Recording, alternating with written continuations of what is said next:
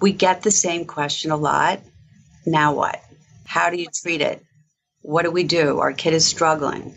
And that's been the main problem. It is being diagnosed, but parents are finding difficulty with their kids. Adults are finding difficulty often with employment. People need help. And that's one of the reasons that I started this. Welcome to Tilt Parenting, a podcast featuring interviews and conversations aimed at inspiring, informing, and supporting parents raising differently wired kids. My name is Debbie Reber, and I'm the host of this show, and today we are talking for the first time on this podcast about nonverbal learning disorder, or NVLD, a disorder which is usually characterized by a significant discrepancy between higher verbal skills and weaker motor, visual, spatial, and social skills. Where most learning disorders involve language or decoding language and learning to read, NVLD has the nonverbal terminology in it because it's referring to challenges that are not related to verbal and language decoding. Instead, according to the Child Mind Institute, NVLD typically includes challenges in the areas of visual and spatial awareness, higher order comprehension, social communication, math concepts, or executive functions. My guest for today's conversation is Laura Lemle, the mother of a now grown daughter with NVLD and the founder of the NVLD Project, an organization that funds research, educational workshops, and community outreach to build support and raise awareness about nonverbal learning disability. In our conversation, Laura shares her personal journey of raising her daughter, trying to find the right educational solution, and what she hopes her organization contributes to the movement to have NVLD recognized as a formal diagnosis among medical professionals. I hope you enjoy our conversation.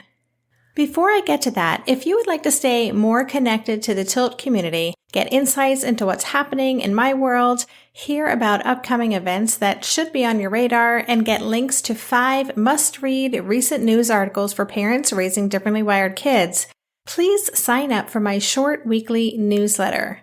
When you sign up, you'll get a PDF cheat sheet of 10 strategies curated from a year's worth of podcast interviews with top thinkers in the world of atypical kids, and 6 beautiful wallpaper images for your cell phone to help you stay present day to day. So to sign up, just go to tiltparenting.com/join. Lastly, if you enjoy this podcast and would like to support its production and support all of the work that Tilt Parenting is doing, please consider joining my Patreon campaign and supporting this show with a small monthly contribution. That's what Laura Schechter and Jennifer Mabey, 2 new supporters of the podcast, did. Thank you so much, Laura and Jennifer. The money that comes in through my Patreon campaign goes directly toward covering the production costs for this show and for running Tilt Parenting. Thank you so much for considering. And if you want to learn more or sign up, just go to patreon.com/tiltparenting or look for a link on any of the show notes pages on the Tilt Parenting website. Thanks so much, and now here is my conversation with Laura. Hi, Laura. Welcome to the podcast. Glad to be here. Well, I'm happy to bring you on. I feel like it's a long overdue conversation to talk about nonverbal learning disorder and just kind of hear your story from a parent's perspective, because I know this is very personal for you. So I would really like to just start there. So can you tell us about yourself, who you are in the world and the work that you do? I know you have a very full life and many pieces to your work, but maybe start by telling us about your personal story with your daughter. So my daughter seemed a little different to me when she was really little. She walked within normal limits, but she was a little passive, and then she went to school and she seemed a little different than the other kids. And so when she was around 4, I got her evaluated. And when she was 5, she was diagnosed with nonverbal learning disability. And that began my journey of trying to figure out what this is and how to help her deal with it. I'm just curious, even before you got that diagnosis, had you heard of this disability? Was it on your radar, or what did you think was going on? I really had no idea. I do have a PhD in clinical psychology, but I never had any specialty with learning disabilities because I'm not a neuropsychologist. And so I just observed, when she started school, she started in the jungle gym, and a lot of other kids would just engage in the jungle gym, and she would just watch before she engaged. And I just observed that she seemed different. And I had never heard of this disability until she was given the diagnosis. So where did you go from there? I know for many, the listeners of this podcast, our kids are differently wired in some way. Some have formal diagnoses, some don't. But there is that moment for most of us when we realize or learn information about what's going on with our children. But oftentimes we're not given an instruction manual. Okay, here's what you do. Here's what happens next on the path. So what did that look like for you when you got that identification? What was your next step? Well, the first thing I got, I backtrack a little. When we got her evaluated, that was not her diagnosis. They said, I don't even remember, that she had something with visual spatial issues. So then I went to a neuropsychologist that was recommended by the evaluator, and the neuropsychologist, along with an occupational therapist and a speech and language therapist, gave her the diagnosis. So she was already with professionals when she got the diagnosis. So that part was very helpful to me because I already had a group of people around. But it was surprising, and I never heard about it. It's not like I didn't hear about other disabilities and disorders. So I really looked to the professionals to really try to understand what it is and what she needed, and what kind of school she should be in. And that was pretty alarming to me that it really wasn't in the diagnostic nomenclature. I would say that finding a school was the most problematic part, besides finding help. But I was fortunate enough to have help at the beginning. So the school piece, I would say, was the most challenging. And was it evident to you that she needed something different than what she was? I'm assuming, was she in kindergarten or already in school at the time you got this information? She was in preschool. In preschool. Okay. But did you kind of instantly realize that, okay, she's going to need something different than just the neighborhood preschool or, this kind of path that I thought she would be on in terms of her education? I was open. I knew that I always liked to partner with schools, and I knew that she needed collaboration between the professionals working with her and the school. Exactly what she needed, I didn't know, because when I had applied for her initially to go to school, I told them about what she had, and they didn't think it was the right school. And then after acceptances were out, she had learned to read fluently by the age of 5. So I had no idea what to expect. That was part of what was surprising or going on this journey was the unexpected. Mm-hmm. I didn't know enough to know. I mean, not everybody with nonverbal learning disability learns how to decode early, but it doesn't mean that she comprehended with the same degree of her capacity as her ability to decode. So I would say that I never succeeded in finding the right school for her, because I don't really believe for her the right school existed, or we didn't know about it. Okay. And how old is she now? She's 27. Okay. So she's launched. She's an adult. Yeah, she's an adult. I wouldn't say she's launched, but I would tell you she's an adult. Okay. So I would love if you could talk more about then educational environments. And maybe we can even take a step back. And I know that this isn't your specific area of expertise, but does a definition of nonverbal learning disorder exist, in a way that's easy to summarize? Well, one of the things we're trying to do with the nonprofit that I founded is trying to get it defined. And so the NVLD Project, the nonprofit I founded, supported research to come to a consensus definition, and actually working on, not us, but scientists working on changing the name. So right now we're looking to say that nonverbal learning disability is a visual spatial deficit, and they often get lost in space, have trouble reading nonverbal cues, but there is a working definition, which I don't have in front of me, that is being worked on, and it was through a meeting that we sponsored that was held at Columbia this fall. And they've had 2 meetings with experts in the field. To give you I don't have it in front of me because it's still in in motion, but I would say the most distinguishing feature is the visual spatial deficit. And a visual spatial deficit would be different, or maybe there is crossover between things like a dyslexia or a dysgraphia, or maybe they sometimes happen together, I'm assuming. Well, I don't think it's the same as that. It could take the shape of many different forms. It can be reading like as I said, nonverbal cues. It can be nonverbal language. It can be getting actually physically lost in space. Often, it can take the form. A lot of people, not everybody who have been diagnosed with NVLD have difficulties with math, but it's different than dysgraphia and dyslexia. Okay.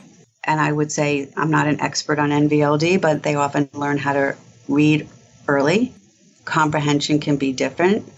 So they don't usually, well, I can't say usually, but they often don't have issues with reading or decoding, I should say. Okay.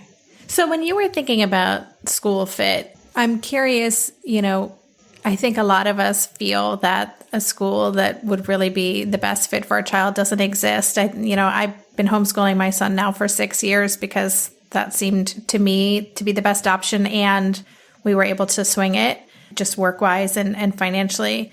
But when you say you never really found the right fit, what was your daughter missing, or what would have been the right fit? What do you think would have helped her thrive in a school setting?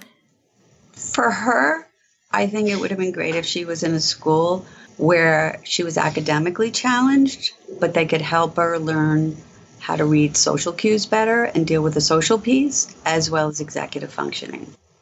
And we didn't find that. Okay.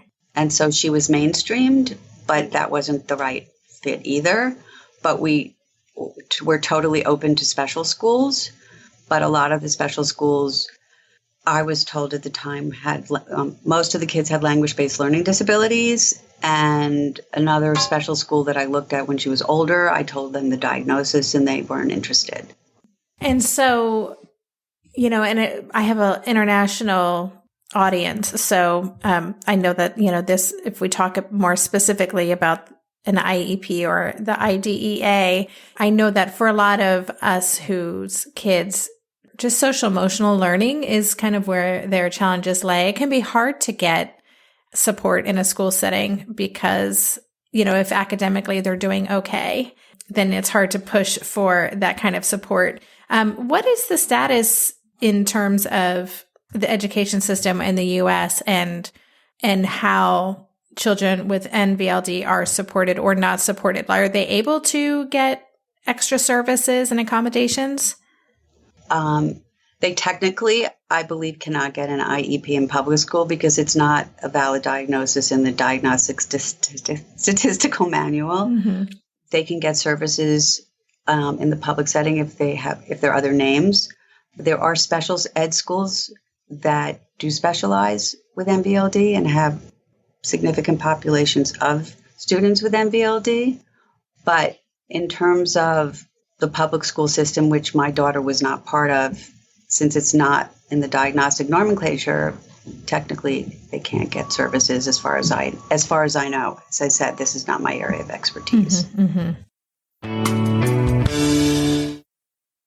Maybe I've watched too many seasons of The Amazing Race, but every time I have to go somewhere on the subway, I treat it like a competition. It's all about making the right gut decisions about which route will get me there the fastest. Sometimes those decisions get me where I'm going early, and other times my gambles don't really pay off. Probiotics can't help with most gut decisions, but if your gut needs a little support, Ritual has your back. Their Synbiotic Plus, a 3-in-1 supplement, has clinically studied prebiotics, probiotics, and a postbiotic to support a balanced gut microbiome. I've been using Synbiotic Plus for about 6 months now, and it's become a core part of my morning routine. I take the mini capsule every morning while making my way through my inbox, whether I'm at home or I'm on the road, because it doesn't need to be refrigerated. And the capsule itself is delayed released, which helps it survive the harsh conditions of the upper GI tract for delivery to the colon, and that's exactly where we want it to go. Ritual invested in a study modeling the human colon, which showed that Synbiotic Plus significantly increased microbial diversity and the growth of beneficial bacteria. There's no more shame in your gut game. Synbiotic Plus and Ritual are here to celebrate, not hide your insides. Get 25% off your first month for a limited time at ritual.com/tilt. Start Ritual or add Symbiotic Plus to your subscription today. That's ritual.com/tilt for 25% off.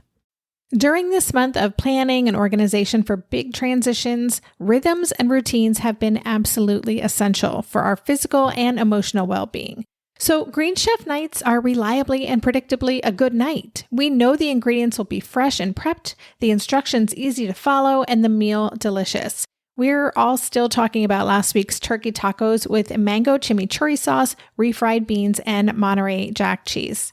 Green Chef contributes to a healthy lifestyle with easy and delicious menus like fresh seasonal salads and grain bowls. And with over 80 weekly meal and market options, plus rotating options to suit a variety of lifestyles, whether Mediterranean, plant-based, calorie-smart, keto, protein-packed, gluten-free, there are always plenty of options to choose from.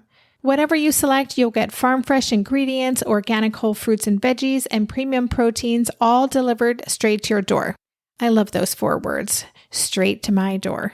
Oh, and one more thing I love about Green Chef, they have an app, which means it's easy to manage meal preferences and delivery from your phone if you want to. And I, for one, want to. I am in that mode where I'm making the most of little moments like waiting in line at the pharmacy or for the F train to pull into the station to tackle all of those to-dos. So the convenience of an app is key for me.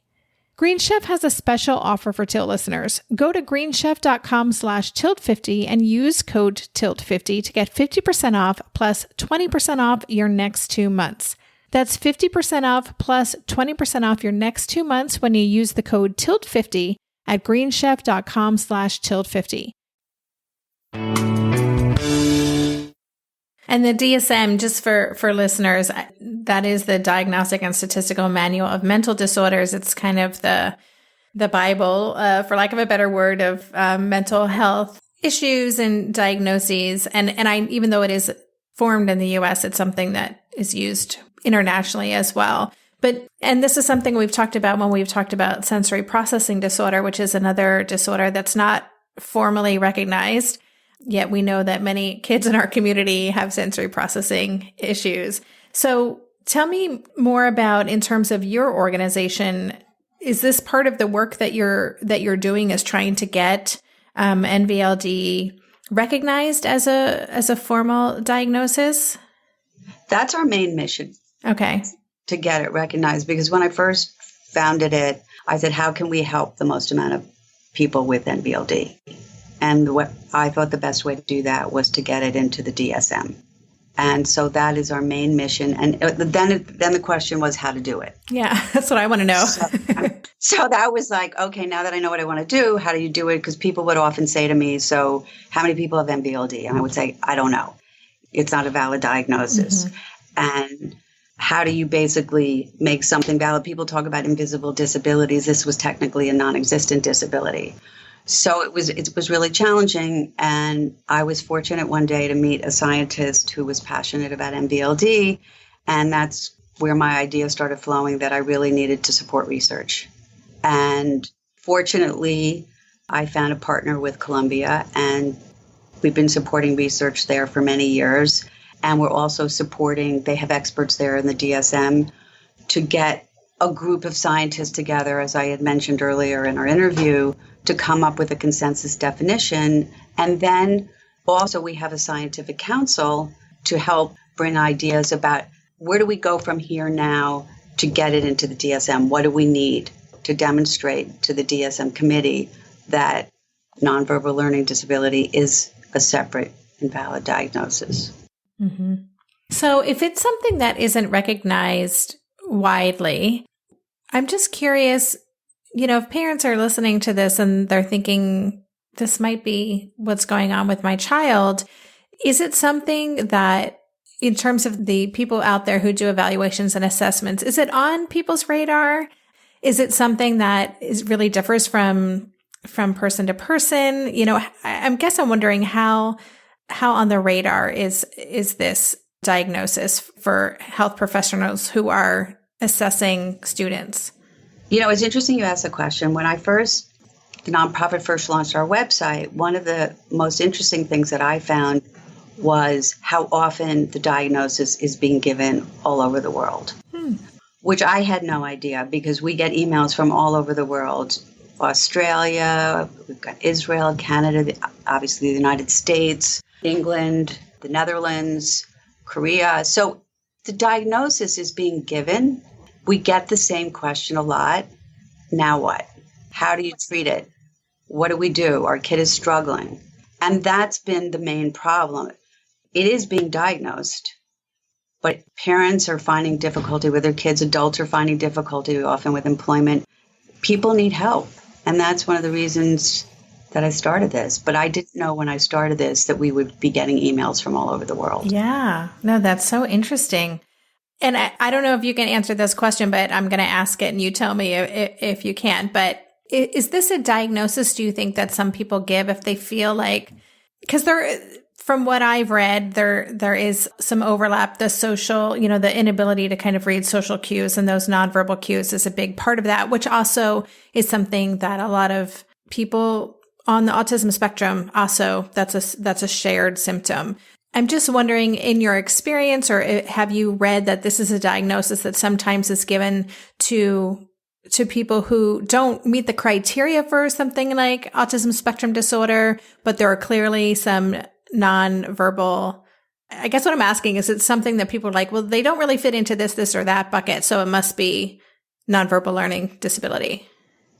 You're asking someone with some bias who thinks it's a separate diagnosis, but it doesn't mean that it can't exist concurrently with somebody who's on the autistic spectrum disorder. Mm-hmm. I think they can be comorbid, but I can't answer why people are giving the diagnosis. Yeah. I wish I could, but I don't know. I mean, that's one of the, I wouldn't say it's a problem, but we don't know how some of the people who reach out to us are being diagnosed. In mm-hmm. fact, in the future, sometime we're going to put out a questionnaire on our website, which will go back to Columbia to find out more information. We really need more information.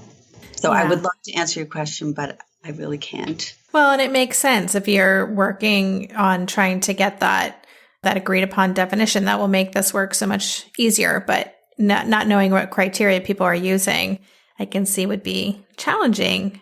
So tell me, your daughter, you said, is 27 now. You first kind of entered this world when she was 5. So with a lot of the people I talk with, there seems to be kind of a growing awareness and of certain things like twice exceptionality, for example, and just kids with learning disabilities are much more quickly, I think, identified than they would have been 15 years ago. Are you seeing just more awareness or a willingness to support kids and students who have NVLD than when your daughter was young? I think that's really a hard question for me to answer because she's graduated now. But I can tell you that recently I had 2 people who were working for me in the organization go to the Learning Disability Association conference. And they could probably answer better since I wasn't there. But I think people just need to know, like some of the special ed teachers, some knew, some didn't. So I think there still needs to be greater awareness. I think there are some special ed schools, as I said, that do specialize with nonverbal learning disability. But on a personal note, I still think there's a lot of work to be done because a lot of people haven't heard of it. And I think that, teachers want to educate often, but they also need to be educated about what it is. I mean, that is one of the reasons I did find the nonprofit. Yeah, I mean, it seems that's where I feel like the big work has to be done. Certainly, that's what I believe too, and what I hear from so many parents. And I know that teachers are often so willing, and they want to support their kids, but they don't even know what so many of these things look like. And therefore, it is an education challenge for the educators themselves. Absolutely. And I think, one of the things what we want to work on as a nonprofit right now, we're not there yet, is to write a working renaming of the diagnosis, since it's also a horrible name because these kids are not nonverbal. So the first thing you do is people think they're nonverbal. That's a good point. I think it initially creates a misunderstanding because you're like, no, that doesn't resonate. So. And it's also hard to explain to people. I'm still trying to figure out a way to explain to people like you asked, because it's not one thing. Mm-hmm. I think it is a visual spatial deficit, but then what is that? And then how do you describe it? And then how do you make people relate to it and see how important it is. Right. Yeah, I mean, as we're talking to, it is making me think of when I first dove into sensory processing disorder. And one of the things I found so interesting is it can look so many different ways. And I love that we're starting to just recognize all these or just be aware of all these nuances for who these kids are. I think it's so important. Differently wired kind of encompasses this bigger definition of moving through the world in a different way. Again, maybe with a diagnosis, maybe without one, but it's more recognizing that so many of our kids have unique needs that aren't being met, or they are not able to learn the way that they would best learn. And so it's exciting for me to see that there are so many different ways that we can support who these kids are, and that we can look at this very, this thing that, this child could be presenting normally, could be reading on time, but there's some aspect where they're not thriving, and that not able to read social cues is big, and that will affect you throughout your whole life. I mentioned that we were going to be talking about this on a podcast, and I heard from a lot of parents of teenagers, because with the social challenges or struggling to read social cues, when you're a teenager, can create some big challenges, because teenage life for many teens is all about social life. So I'm just wondering what that experience was like for you. Was that a particularly challenging time in your family? Yes, it was very challenging, because I would say it was hard. It's lonely and it's heart-wrenching as a parent, because that was the time when I would tell you that my kids really didn't have friends. And knowing that she wasn't in the right school, wanted to stay in the school, but being open to finding a different school, not finding a different school, and her wanting to stay in the school, it was a very, very, very hard time. She was a very good learner. Academically, she did really well, but everybody needs to be part of a community, and everybody needs a peer group. Mm-hmm. So it was really hard and isolating. And so she would have been better off socially in another school if we could have found one. Hey there, it's Debbie. I love making this show and sharing conversations about how to support our awesome neurodivergent kids. I've seen how even one little insight from an interview can spark a big shift in daily life. But I know that raising complex kids can be messy and lonely. And just when we think we figured it out, something comes up that boots us right back to feeling overwhelmed and stuck. That's why I've poured everything into creating a way for parents like us navigating complex parenting journeys to join together and chart a path that feels positive, hopeful, and doable.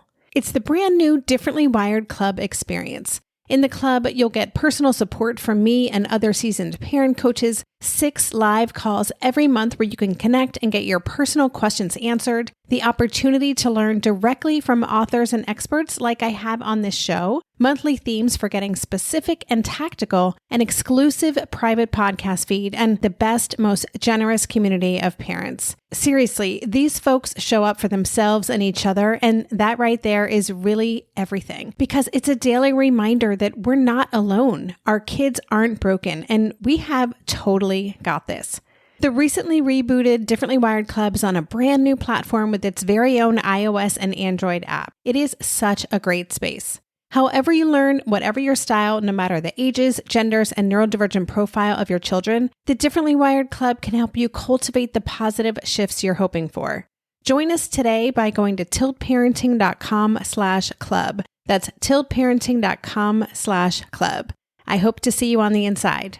Lynn, this time of year, parenting can be such a flusterclux. You've come to the right place. I'm Lynn Lyons, and I've been treating anxious families for over 30 years. I'm Lynn's sister-in-law and co-host Robin Hudson. Join us for Flusterclux, a podcast for parents who worry. Wait, that's everybody. Yeah, these last few years have felt like one long anxiety attack for so many. Why do you think parents are always surprised that a podcast about anxiety relates to them, even if no one in their house has an anxiety disorder? Well, worry is human. Everyone does it, and anxiety shows up when we face uncertainty. All the parenting tips you've taught me have been essential. I love to break it down into skills we need to manage worry in our families. We've covered so many topics: depression, burnout, meltdowns, perfectionism. Don't forget scary mothers-in-law. Right, but of course that's not my mother-in-law. Because that's my mother. And a listener. As a psychotherapist, I like to teach parents and kids how to respond to everyday moments in healthy ways. Managing anxiety really can be taught. It really can. And I'll even tell you what to say. We talk about serious stuff,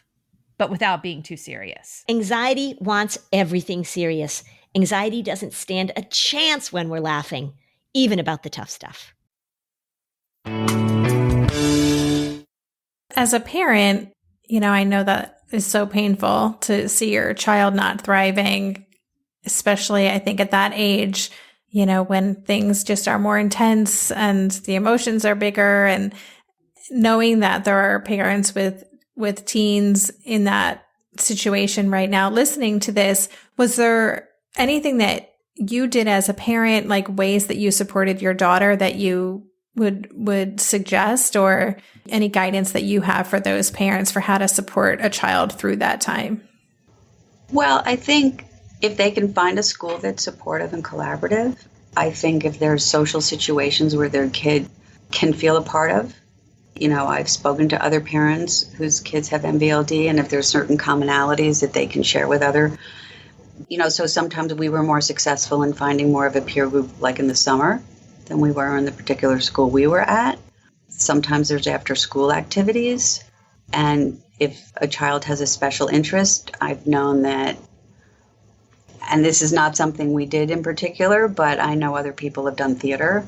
But it's really also what is particular. I also know some people like doing computer stuff and video stuff, but it's nothing, I don't really feel I'm an expert at all, since I don't think we were so successful. But I do think when we were finding more accepting communities for her, it was nicer. Mm-hmm, mm-hmm. What kind of, therapies? You mentioned occupational therapy. Is that kind of the primary kind of support that a lot of kids with NVLD tap into? Like, what ways can we support, like formal ways can we support these kids? Well, I think when you have one kid with NVLD, you have one kid with NVLD. I can only talk about my daughter. I think her primary support was her neuropsychologist. She had OT. She had beautiful penmanship. She just never had the right pencil grip. That was the way she compensated. And, she dealt with some of the sensory issues, and she worked with a speech and language therapist. She learned how to compensate academically beautifully. She loved to learn. I would always say my daughter loves to learn now. She needs to learn to live. And so for us, it was, when she was younger, it was mostly those three professions that gave her support, and she was in some social groups.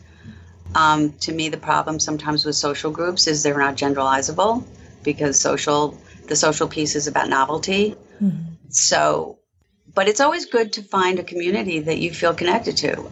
So that's what I can tell you that we did for our daughter. Mm-hmm. But I can't tell you that it's right for everybody. Right. But that is a question that people reach out to us a lot, is what can we do to help our child? Right. And I think one of the things ultimately, hopefully also, will be more education for the educators besides treatment. Mm-hmm. So for listeners who want to learn more, do you have any favorite resources? Should they head over to your website, and what will they find there that would be helpful for them? We would love for people to look at our website. We have resources on our website with books. We have blogs written by experts, by people with NVLD, with parents of people with NVLD. We also have some videos, one written by a child with NVLD when she was 12, a Columbia Roundtable, which includes people from Columbia. This was several years ago, and a couple of outside people, including myself.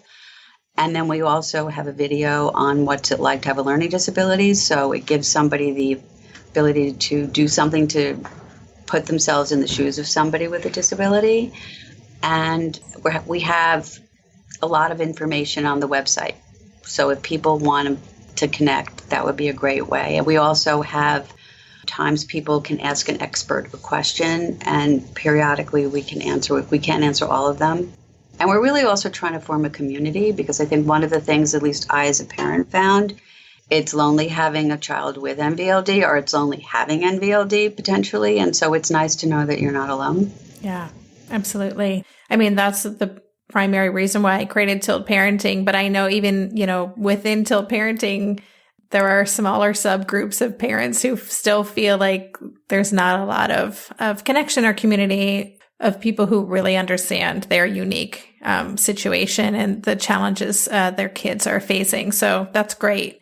So listeners, I will include links to the website and the resources that we talked about today, the videos, and sounds like there's a lot of great information there, which is awesome. So that will all be on the show notes page, so you can look that up and learn more. Well, thank you so much for taking the time to tell us your story and to share this with us today. Hopefully it will be just comforting to our listeners who have kids with NVLD, and they'll know that feeling of not being alone and now have a great resource to turn to. So thank you so much. Thank you very much for having me. It was a pleasure.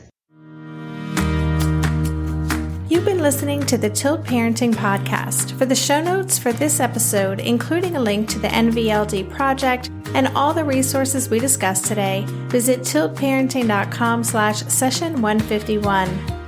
A quick reminder that my book Differently Wired is now available as an audiobook, narrated by yours truly. To listen to a sample or to purchase it, just go to Amazon.com or Audible.com.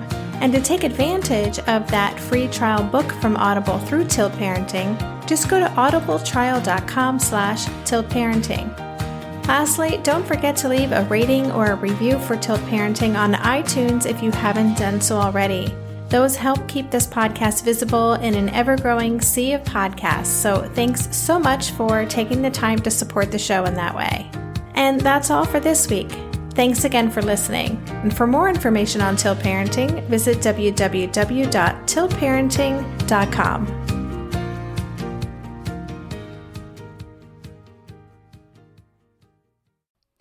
Hey, are you a parent of a teenager? Are you feeling overwhelmed about how to be what they need while also holding limits and boundaries that keep them safe? Are you tired of conversations that negate how messy this season of parenting is? Well, I've got you. My name is Casey O'Rourke. I am a positive discipline trainer, parent coach, and the host of the Joyful Courage podcast. Every week, I come to you with an interview digging into tough topics with experts I trust and solo shows that go deep into the personal growth and mindset needed to raise teens in a way that grows them into confident, capable young people. I am not afraid of getting real about the intersection of conscious parenting and the teen years, while also bringing in vulnerability, humor, and lightness. I'm walking the path with you and honored to serve. Listen to Joyful Courage on Apple Podcasts, Spotify, or wherever you consume podcasts.